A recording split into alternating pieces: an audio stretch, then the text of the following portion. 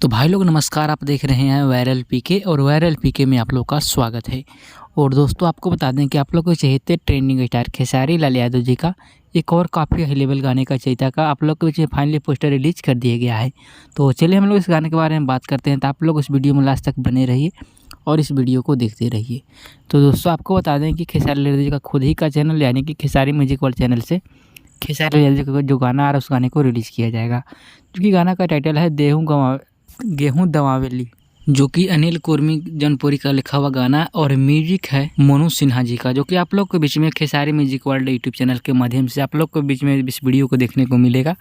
जो कि इस गाने को गाए हैं आप लोग को चहेते ट्रेंडिंग स्टार खेसारी लाल यादव जी और साथ में अनुपमा यादव जी, जो कि यह ड्यूट सॉन्ग है। तो आप लोग तैयार हो जाइए गर्दा उड़ाने के लिए खेसारी म्यूजिक वर्ल्ड चैनल पर। कल सुबह 10 अप्रैल सुबह 6:30 में Khesari music world YouTube channel के माध्यम से रिलीज हो रहा है। तो आप लोग गाने को जरूर सुने और ढेर सारा प्यार दें।